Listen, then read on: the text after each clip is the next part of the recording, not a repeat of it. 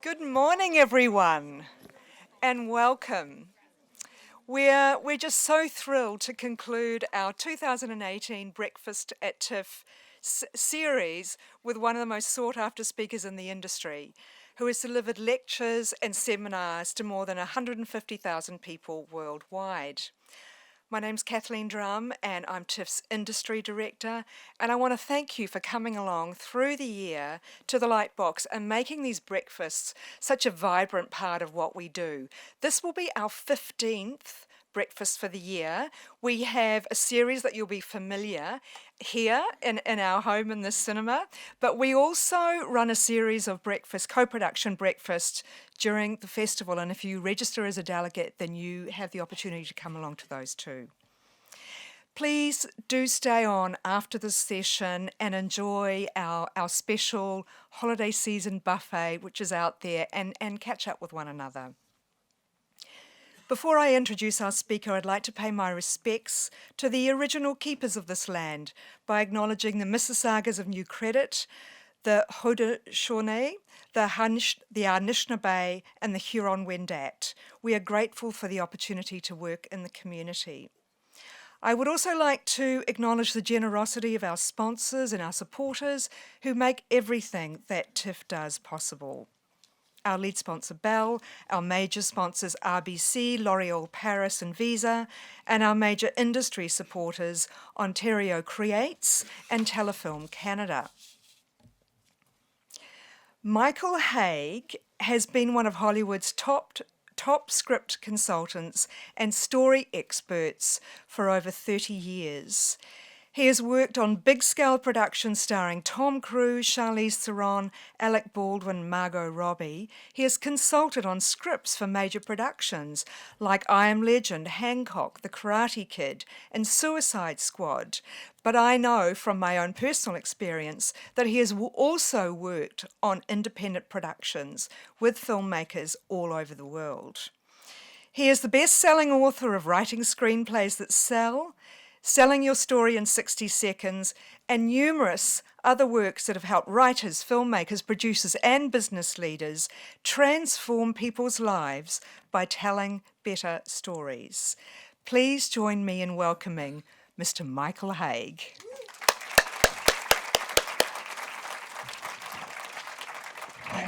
Thanks.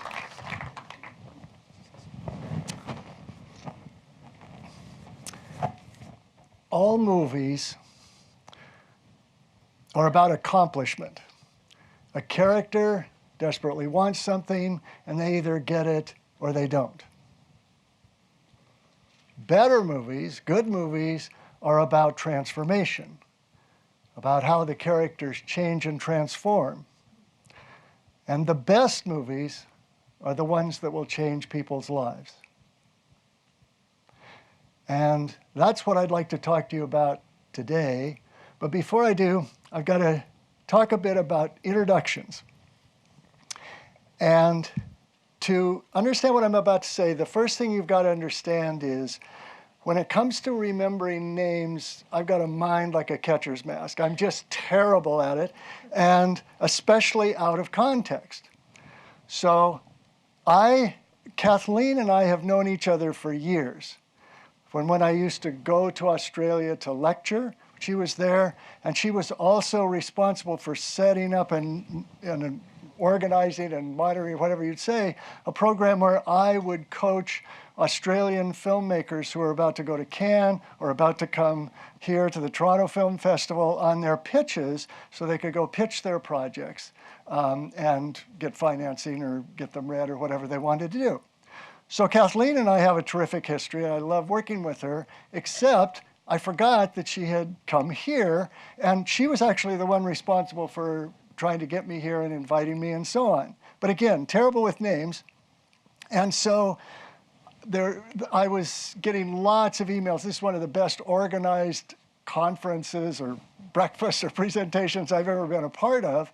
And mostly I was talking to Brittany and lots of others, and Kathleen sent me an email that said she was going to be introducing me. Now, I completely blanked on this was Kathleen that I knew from Australia. So being a public speaker, I was taught a while back, always write your own introduction. And so I sent Kathleen, I didn't remember, I said, okay, that's great. Here's the introduction I'd like you to give. So I sent her the details of my spectacular career. She very politely emailed back and said, I think I can use a lot of this, which is her nice way of saying, this is way too long. You're bragging way too much. So I said, okay, and I sent her a short version. Okay, so I sent that, and I saw her this morning, and the dominoes fell, and I said, oh, Kathleen, I said, and you're introducing me? And she said, oh, yeah, and I said, oh, well, forget everything I sent you. And she said, yeah, I was going to make a lot of personal statements about this, which would have been warm and nice, but it's too late now, she said. I don't ad-lib. So I apologize for missing out on that warm, glowing, friendly introduction and giving you a whole sheet full of hype instead, but there you go. So thank you again, Kathleen, for doing this. And right now, instead of waiting to the end, I'd like to do one other thing. Many people with TIFF have been involved in emailing me and so on about setting this up and giving me my schedule and so on. But I would like to thank one in particular, and that's Brittany, who's been, I think, kind of the point person, but she and I seem to have most of the interaction. And she greeted me here. So would you join me? And I can't see, so I'm sure Brittany, I hope, is here somewhere. So wherever she is, can you give her a hand for me and say thank you? Okay, enough of that. So on to the subject of transformation. I'm assuming that everyone in this room has some connection with movie making, or at the very least with storytelling, and that's why you're here. And if you are a movie maker, if you're a screenwriter, or if you're a director or a producer, or anyone in the, in the upfront credit or the back credits, be in front of or behind the camera, producer, distributor, whatever, you're all basically in the same business. You all have one primary objective, and that is you must know how to elicit emotion. You are in the business of making people feel something positive. And everything you do and everything anybody who works on a movie does is about accomplishing that goal. And the difference between the successful movie and the failed movie at the end of the day is the successful movie, the one that got made and got produced and got butts in seats, was the one that created a positive experience in more of the readers and the gatekeepers and the greenlighters and the filmmakers and the audience than any of the others. So how that works, how I believe you create that emotional experience, starts with a basic foundation of story. All stories, all movies, are built on a fairly simple foundation because all stories contain 4 essential elements: character, desire, conflict, and transformation. So a movie is about a hero or heroes, and by hero I simply mean protagonist, main character, not someone who is heroic necessarily at the beginning of the story, although in transformative stories it will be whether or not that character finds the courage to become heroic by the end. But you have a hero or heroes who desperately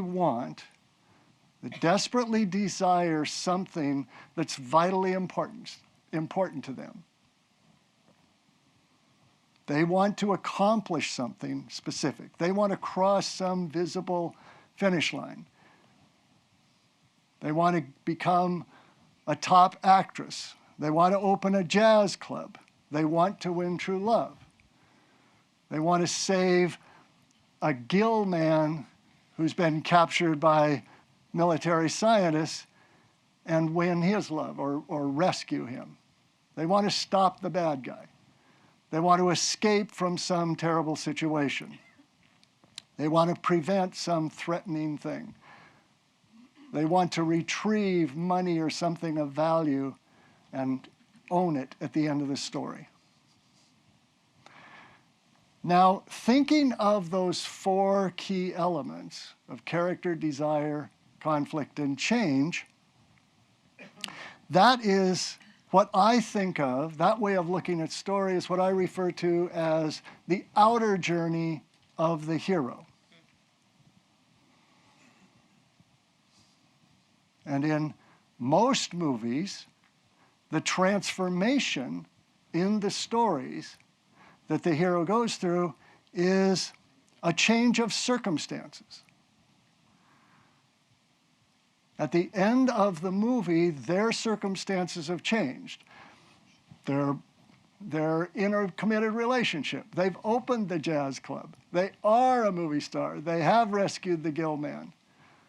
They have stolen the money. They have found the lost ark. They have killed the shark. The circumstances for the character are different, and so are the circumstances for the people that surround them, their loved ones or the people in their immediate environment. It's what my friend Chris Vogler refers to in his Joseph Campbell approach to story as bringing back the elixir. That when a hero of a story finds the courage to accomplish whatever that goal is, then it affects the people around them. Other people's circumstances are changed as well. So I'm talking now about pretty much all movies, or all movies that make the big screen, or when I say movies, I'm also including all forms of television. Anything where you're, filming and projecting a narrative story. That's what I mean. So that outer journey defines pretty much all the good movies you see. But the outstanding movies look at story in an additional way, in what I call the inner journey of the character. And if the outer journey for the hero is a journey of accomplishment, the inner journey is the journey of transformation, where not just circumstances change, but the character herself changes. It's about an internal change that takes place, and an internal change that can occur for those around that hero. Now, to understand how this inner journey works, to understand about that kind of invisible transformation, if you will, or to use that idea, you need to start by asking yourself some key questions about the hero of your story, or about any of the prominent characters. You might want to do this, but especially the hero, especially your protagonist. The first question you want to ask is, what does this character long for? When we meet this character, what is it that they say they really want in life, but they're not doing what would be necessary to achieve it? So they long for it. This is an old example, but I like it because, well, it always comes to mind anyway, and that's in Titanic. Because in Titanic, when we listen to the narrator, the old Rose, talk about the experience, as we see young Rose climbing the gangplank, old Rose says, I longed for passion. I longed for, she doesn't use the word longed, I'm paraphrasing, but in essence, she wants passion, she wants adventure, she wants to live fully. But she's never going to find real passion and adventure sticking with that yutz that she's, accompanying or sleeping with. There's a debate about what's really going on with Cal in that movie. But as long as she's with him, she's not going to do this. So, in other words, the longing is something your character says he wants, but he's too afraid to go after it. In other words, when your character says they want it, it's kind of bullshit. Or it's true that they want it, but they're not doing anything to get it. It's too scary.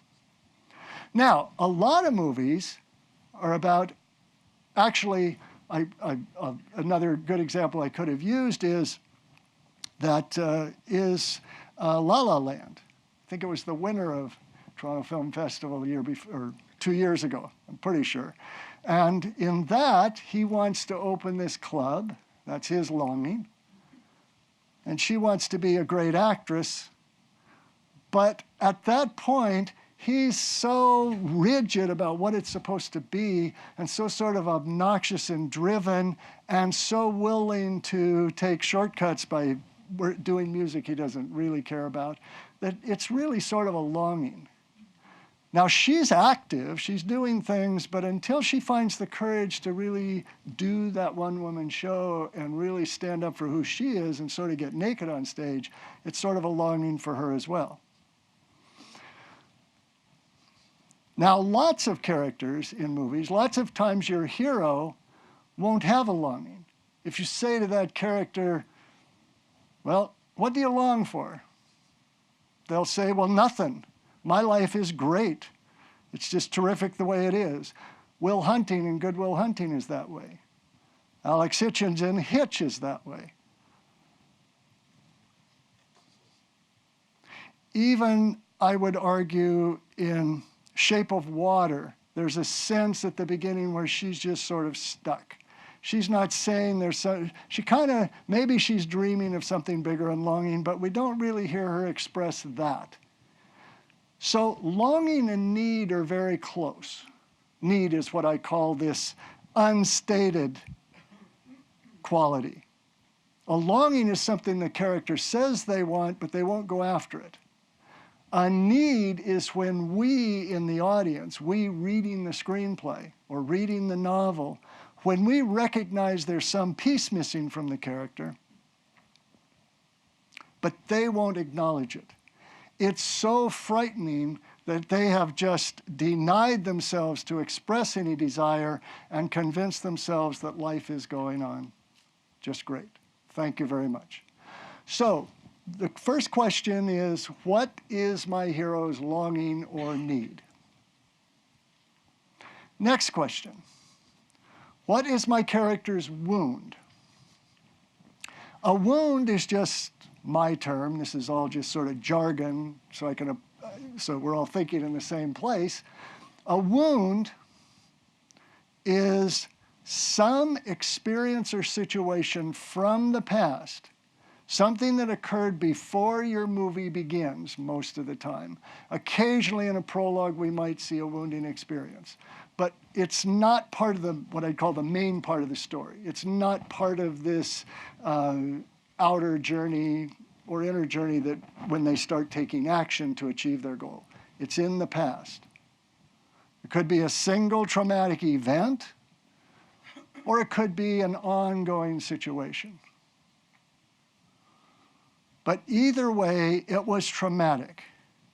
It is something that deeply affected and was a very painful experience for your character. Now that wound is something, they're not in denial. They haven't blacked it out. Usually they know what it was, but if you were to dig deep, their attitude is, yeah, but that was in the past. I've dealt with that. That's over. And they're not realizing or not acknowledging that instead of dealing with it, they've just sort of pushed it down. And it's part of the reason, most likely, if someone has a longing, that it's a longing and not something they're pursuing. So what was this experience in the past? Now, this is true for all of us as well. When we are wounded, we follow this same pattern. Because the next question you want to ask is, what is my hero or what is my character's belief? When we are wounded, when we have this painful kind of experience, then we will formulate a belief about it, about why that happened, about how the world works. Most important, about how we can avoid having that pain again.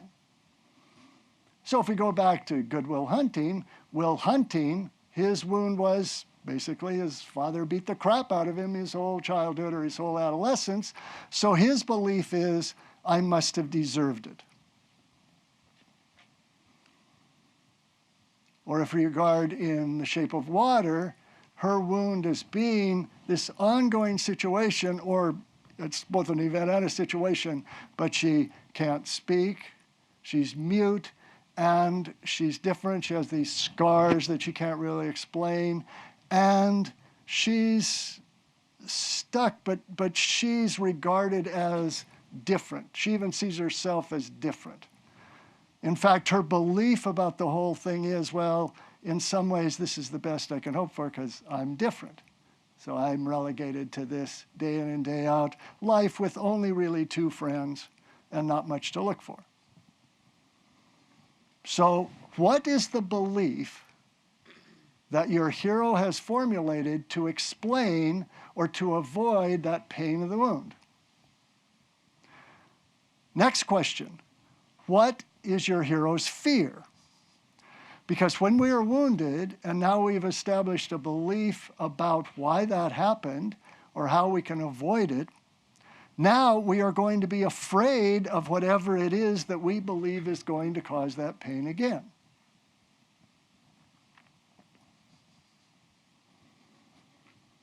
So if your hero's wound was they were rejected, or if like in Hitch, who had his heart broken, somebody ran away, he was abandoned in some way, and the belief then becomes, if I ever fall in love again, if I ever get close to anybody again, if I ever trust anybody again, then they will run away or they will betray me. Then the fear becomes getting close to anybody, falling in love with anybody. These dots are pretty closely connected. Okay? We're hurt. We conclude something about why that happened, and now we're afraid of it. Afraid of whatever might cause that again. Now, here's one thing I should say about the beliefs we have that grow out of wounds. Those beliefs are never true. Falling in love won't necessarily break his heart. Getting close to people won't necessarily end in rejection or abandonment. Failing to live up to mommy or daddy's expectations or demands or rules won't necessarily mean something usually namelessly horrible will happen. That they will be rejected universally, or they will be in big trouble, or whatever it might be. So none of those beliefs are really true, but they are always logical. There's always a cause and effect that grew out of that wound. That makes sense. Well, it makes sense. If I was a kid and my father, who's supposed to know everything, beat me, then I must have deserved it because we also have the belief that they're all-powerful. We have to because we need to be taken care of. So Will Hunting's belief is false, but very logical. And all of those questions are really leading to what I consider the money question, the thing you really want to determine for your hero, and that is, what is my hero's identity?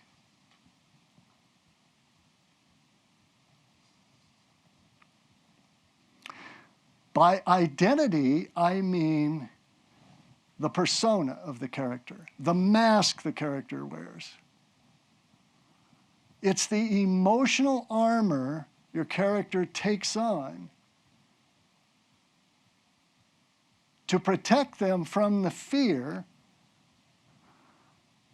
that grows out of the belief that was engendered by the wound that happened long, long ago.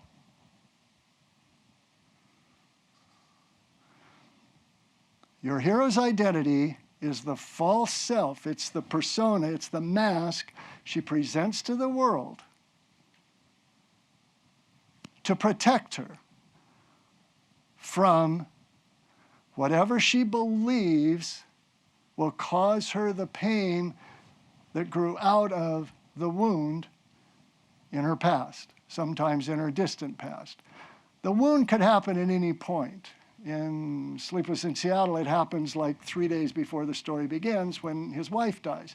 But most of the time, both in movies and in real life, the wound occurs in adolescence. I mean, nobody gets out of the teen years unscarred. Nobody. And if they do, you know, all those kids that didn't seem to have any wounds all through high school and maybe college, they're in for rude awakenings when they hit the real world. So there's justice. We all got to have our wounds. It's going to happen. It can happen to you too. If you're here and you're very young, watch out. It's coming. So what is your hero's identity? For Will Hunting, he works as a custodian at MIT instead of being one of the professors. In Shape of Water, she is working also as a custodian. Popular job, I guess, for identity. You know, she's doing that and she's stuck. I mean, one way to identify the identity for your character is just say, well, how are they stuck? Of course, you're making this up, so it's to create a situation where when we meet your hero, we see how stuck she is, how in a state of inertia. Maybe active, in the way a gerbil on a wheel might be running active but going nowhere. But still stuck. And then one more question you must ask. And that is, what is my hero's essence? By essence, I mean the truth of the character that lies underneath all that armor.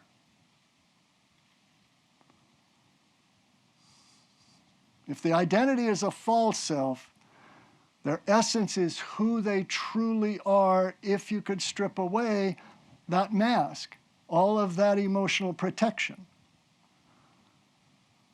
Or maybe a better way to think of it is, your character's essence is who she has the potential to become if she can find the courage to stop longing and really going after something.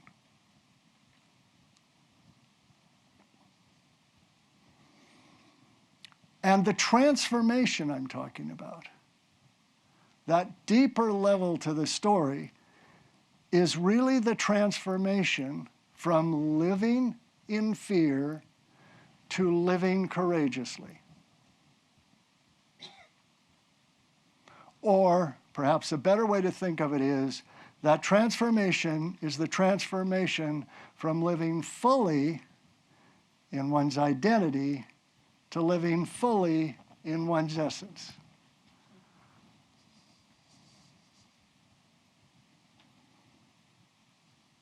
Now, that outer journey I talked about, where the character is looking for a visible finish line to cross, you know, stop the alien invasion or win the heart of the cheerleader or whatever it is. That outer journey must be intertwined with the inner journey. Generally speaking, movies that are just about that inner journey do not succeed at a real high level, commercially and oftentimes artistically, because you're giving your audience nothing to root for. We're just sort of waiting to see, gee, I hope they come to their senses and change. And while that can be very dramatic, we could go deep into the character, it's when they want something that your audience, that the reader becomes emotionally invested in as they read your script or your novel, that's when the inner journey is going to be a lot, I don't like easier because nothing about this whole process is easy, as you know if you're filmmakers or writers, but it gives you the opportunity to explore that inner journey more deeply and keep your audience more involved on that inner journey level as well. So the outer journey and the inner journey must be intertwined. And the way they are intertwined is this. when it comes to the outer journey and the inner journey, there's pretty much a hard and fast rule. And the rule is, if your hero does not find the courage to abandon their identity and live in their essence, they cannot achieve that visible goal. And if they do find the courage to transform, they must achieve that visible goal. And it's really not many exceptions to that. It's pretty hard and fast. It is only by finding the courage to change that your hero will be able to accomplish whatever that accomplishment, whatever that goal is that we're rooting for them to have, or we're rooting for them to possess or achieve or accomplish. So you might ask, well, if that's the rule, because, by the way, a lot of times it's the rule in real life as well, if it's the rule, then why wouldn't your character just say, oh, okay, I didn't know that, I'll just change? Or more important, why don't they just change? Well, here's the thing. Our identities are very powerful constructs. They have one job to do, and that is keep us feeling safe. And they do it thoroughly and brilliantly. And if we didn't have identities to retreat to or masks that we could put on, we'd all be just running around like idiots, because nobody could sustain that kind of vulnerability all the time. So we need that. We need not to have to just bare our soul every time we encounter anybody. We need not to always spend time facing our wounds and our fears, so we need that identity. But the reason our identities, or I guess you'd say our identity, is so powerful and effective is because we believe our identities are who we really are. If you take a movie like Hitch, there's a scene early in Hitch where he's playing pool with a friend, and basically his friend says, you know, I wish you could experience the life I have. And he says, no, it's not for everybody. I'm just happy with the way things are. Now, if he went on to say, and I'm very happy with the way things are because I had my heart broken when I was in college, and now this protects me from being abandoned or having my heart broken again. If he was that evolved, there'd be no movie because he'd be this close to transformation. No, he believes that's who he is. When he says not for everybody, when he says not for me, it's just, I'm not there. I don't go there. You know, we're not going to look at that. So now you have a dilemma for your character. On the one hand, they want something and they can't have it, or you as the creator of the character know you can't let them have it unless they transform. But to transform, to move from their identity to the essence, is going to require them to drop the facade, drop the mask that has been protecting them all this time, and become more vulnerable than they have ever been. So basically, you, as the creator of the character, are putting your hero into a situation where she can be either safe and unfulfilled, or get what she wants and be scared shitless. And it's really, you pay your money and you take your choice. Another rule that applies to real life as well. So now you've got a character who is in a tug of war.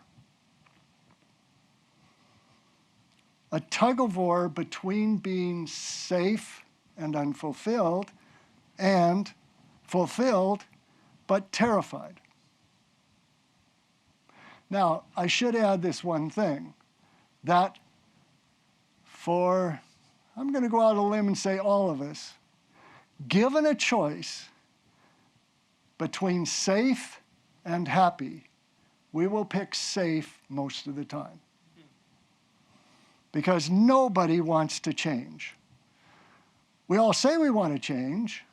We get books that tell us how to change, but we don't really want to change. What we want is our circumstances to change.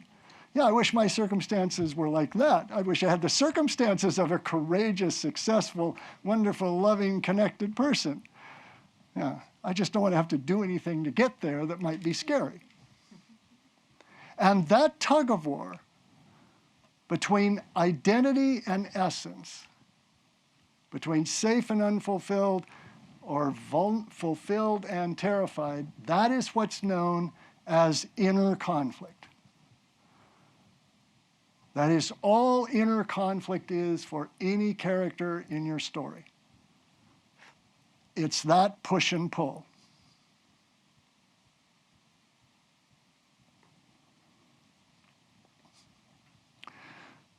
So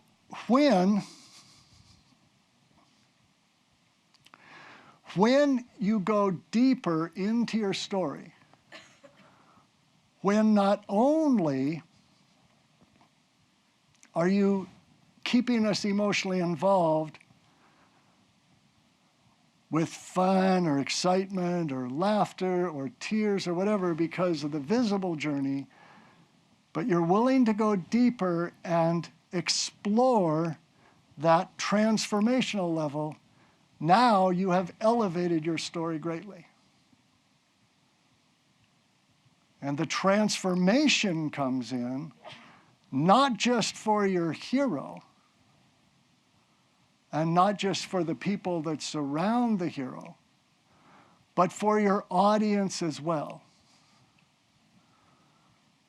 Because the way movies work, the way stories work is we empathize with the hero you've created.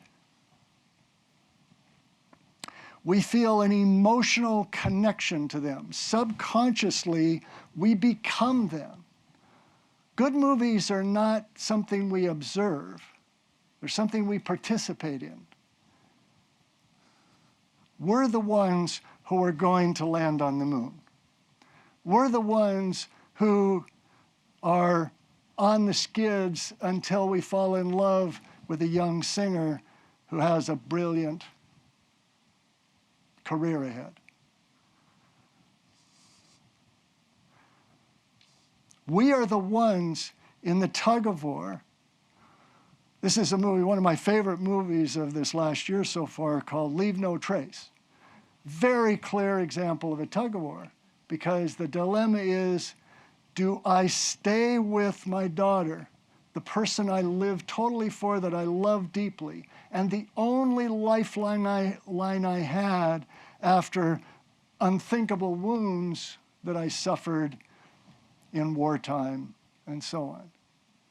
So do I stay with that identity, safe because I have her to cling to, or do I move into my essence and have the courage to let her go so she isn't condemned to the life that we're living so I can feel safe? Now, when we empathize, when we become that father, we are the ones that are feeling that dilemma. We are experiencing that. And when your character finds that courage to change, that means you are giving your audience not just a look at, but the experience of finding the courage to transform. And it is my belief that when you give your audience that kind of experience, an experience of really finding courage, they keep that. They carry that out of the theater. And if in movie after movie, TV series after TV series, novel after novel, they are given this experience of actually having the courage to change, they then find greater courage to change in their real life. And to me, that is how you reach the level of a great movie. Now, I have one more thing I want to leave you with, but before I do, I want to open it up for some questions from any of you about anything, including what I just said. The lights are such that I can hardly see, so I can't point to anybody. And is there a microphone for folks who want to? Oh, good. We lifted the house lights. Terrific. So I guess, okay, wave your hand if you, yeah. Thank you for that. That was absolutely brilliant. Oh, thank you. Clear, concise, and I could really feel what you were saying. Oh, good. So appreciate that. Thank you. You're welcome. Oh, there's more? Yeah. I just wanted you to stay there.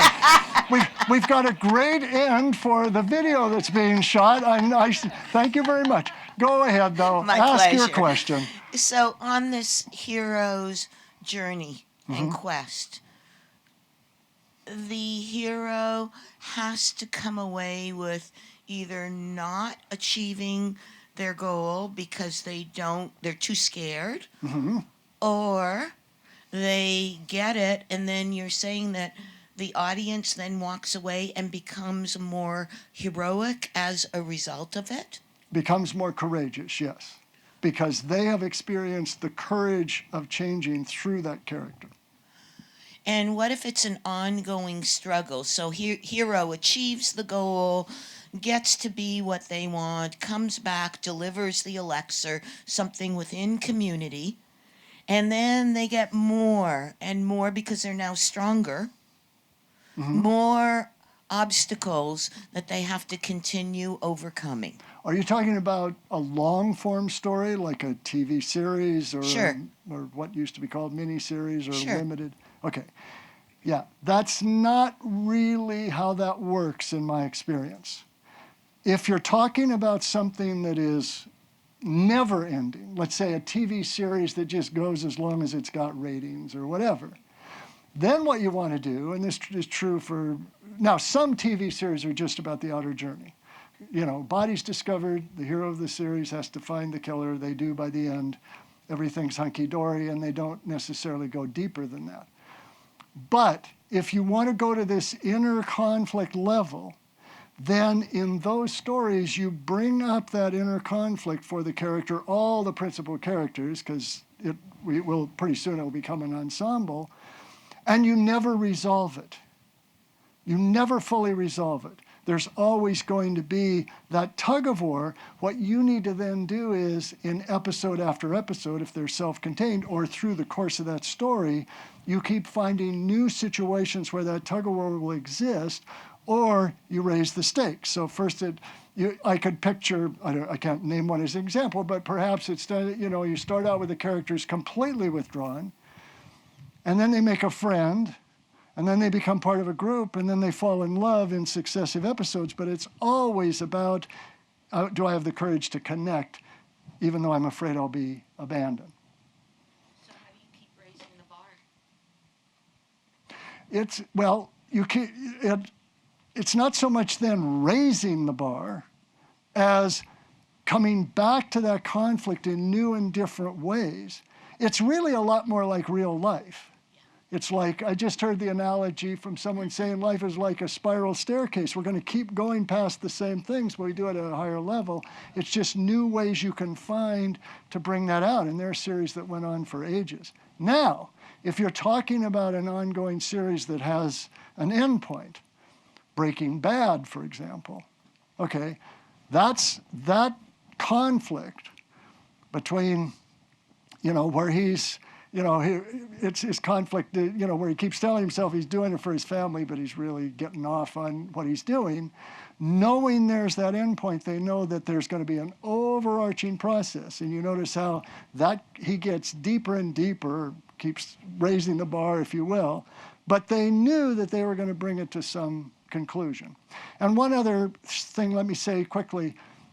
I put it very simply when I said what you said was right. Echoed what I said. If they don't get it, if they don't have the courage to change. They don't get what they want. And if they do, they have it, if they have courage. There's a couple variations on that. Sometimes you will tell a story where the character finds their courage, but they don't end up with the goal because they realize, I was going after the wrong thing. And once they realize that, they do usually the righteous thing, the thing that is of bigger importance. If you want an example, just look at my favorite, one of my all-time favorite movies, certainly favorite love story of all time, and that's Casablanca. I mean, all he wants is Ilsa. I want Ilsa, I want Ilsa. And in the end, you know, the problem of two little people don't amount to a hill of beans. So you can have a situation where the character doesn't achieve the goal, but still they were able to transform and achieve something even greater. Okay, other questions? Okay, they got Hello. Oh, hi. I didn't know you had two mics. Okay, cool. I have a question about complacent protagonists. So it's like I would agree with you that it takes the inner and the outer journey to make a more like commercially successful film. But I'm curious about like Good Will Hunting, for example, where the outer, like his goal, like I don't exactly know like what that goal is, and I'm wondering if you can like put it into words, because we as an audience, it's easy for us to immediately recognize what his inner goal, like what his need is, but not necessarily what his want is. But it's still a very commercially successful movie. Yeah. Where he doesn't actually have like an outer goal. Oh, yes, he does. Okay, what is it? It's Skylar.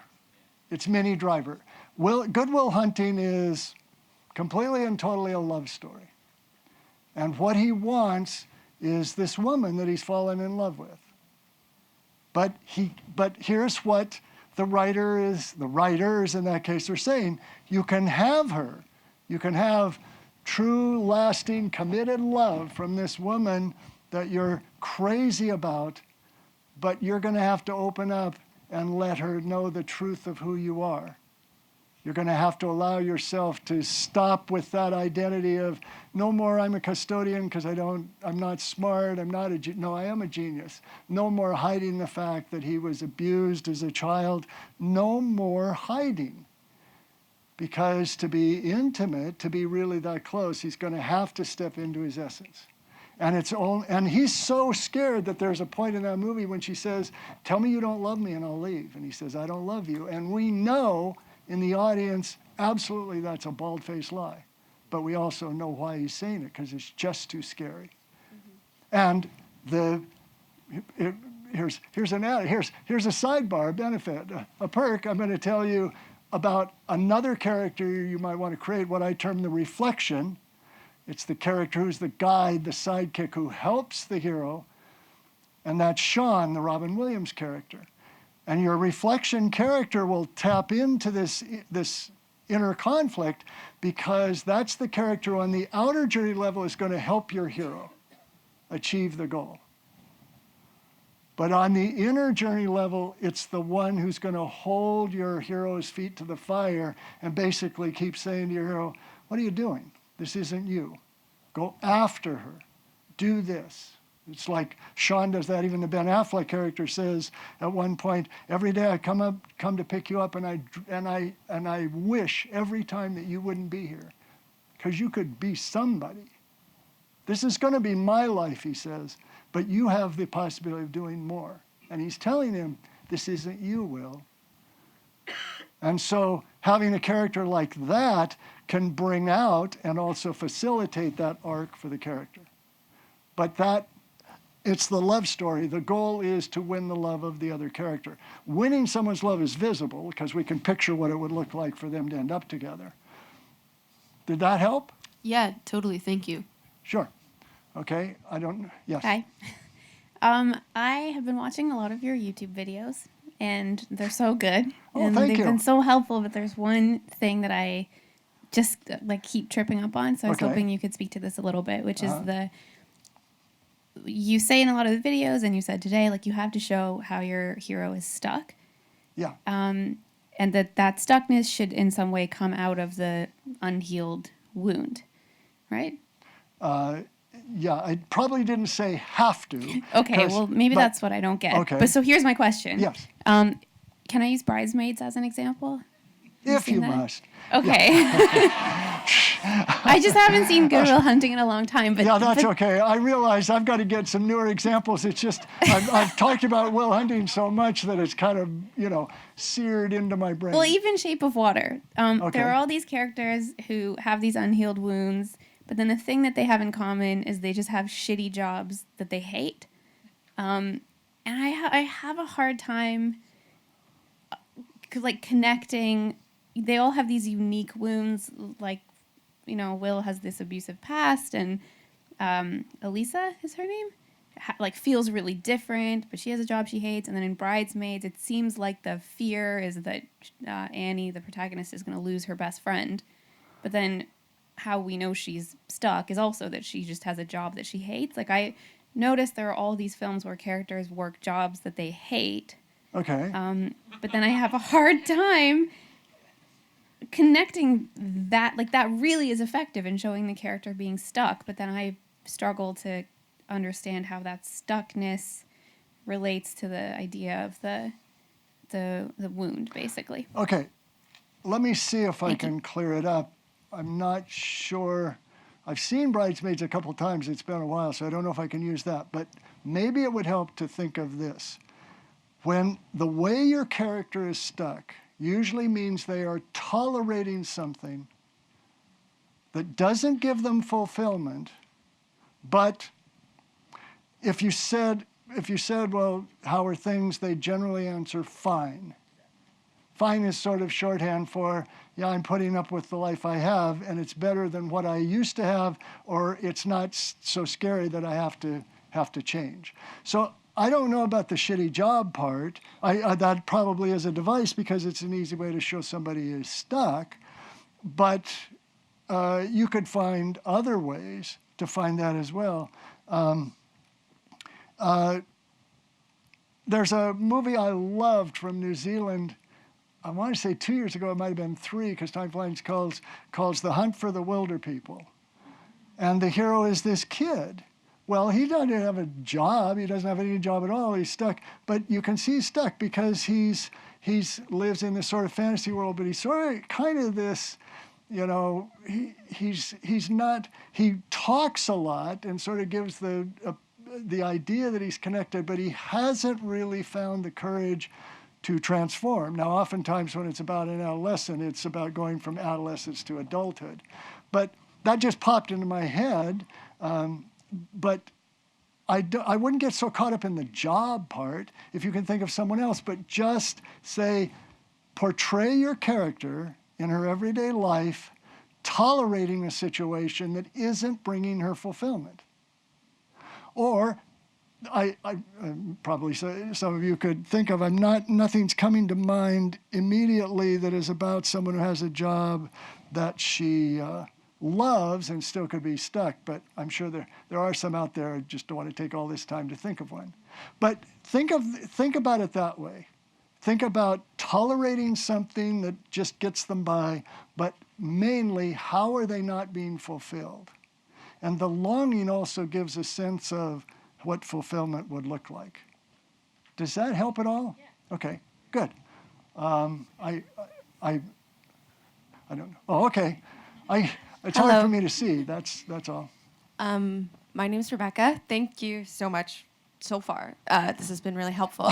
And really, geez, I've still got more work to do. I haven't really crossed home plate yet for this person. this is just my introduction to the question. Ask the question. Maybe this answer will be so brilliant, then you'll. So, you'll well, see. I mean, I'm thinking to myself, like, the way that you break it down, it makes it sound so easy. Not necessarily easy, but you break it down so successfully that in my mind, it makes me think of my character in a completely different way, which really is helpful. Uh-huh. The thing is, I'm very much used to writing short stories and novels and not dialogue. So I'm curious, do you have any advice for someone who's looking to do storytelling through only dialogue, like in a screenplay or something?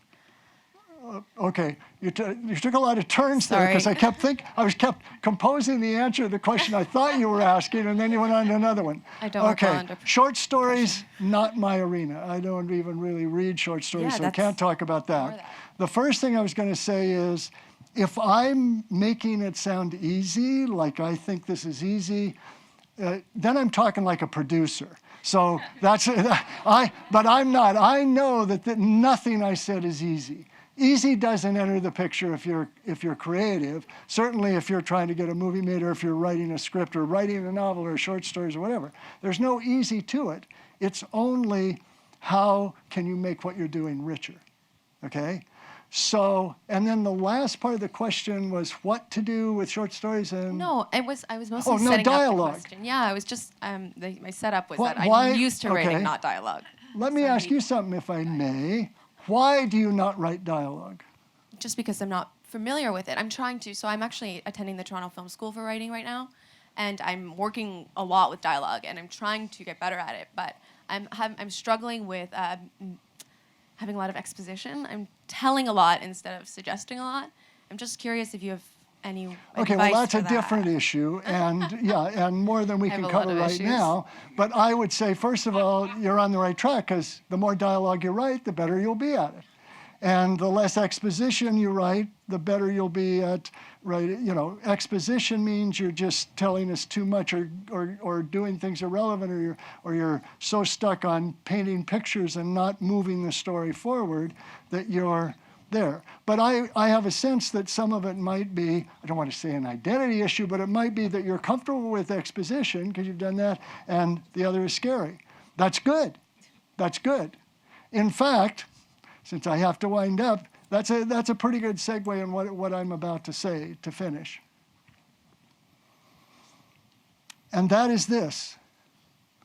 I've been talking about characters in movies, and I keep alluding to the fact that this is like real life.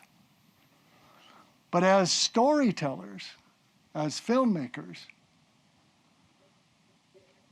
to really get to this level with your hero, to really go deeper into this arena of transformation, the most powerful way you can do that is to be willing to look at yourself with this same issue. Ask yourself, in what way is my writing, my creation, keeping me safe but unfulfilled?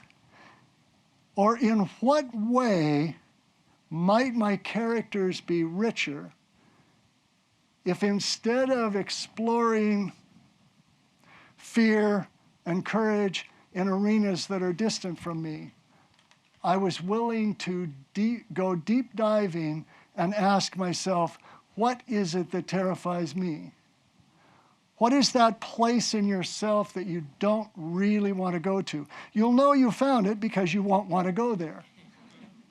But when, as a storyteller, you're willing to look at your own tug-of-war between safe and unfulfilled and what you dream of or long for as an artist, if you're willing to look at what's really going on, what's the wound, or what's the belief, or what's the fear that might be holding me back from doing everything I want to. If you're willing to go there and then use that to reveal it to the world through your characters, not only will your stories be richer, and not only will they transform your audience, but that's how you transform yourself. And when you can do that, that's when you can change the world. Yes. Okay. Thank you. Thank you so much. Uh-oh. She didn't know I was finished. I made her run all the way. Okay, come here. I want to apologize once more for not letting you give me the introduction I deserved. Okay. So. Thank you, Michael, for such an inspiring session this morning, and for the challenges and the insights to all of us in the room. And I also want to thank you and your wife, because today, I believe it's today or tomorrow, it's your wedding anniversary. And you've come specially to be with us and delayed that celebration. Yes, that's right. Well, thank you. That's very nice. But you should really thank her more than me. I mean, I'm having a great time. She's all alone at home. But yes, it's, let's see, 33 years. 33 years today. Yeah. Yeah. Well, thank you. I'll pass it on to Vicki. Thank you so much. Thank you all. I'll be outside. We can talk then.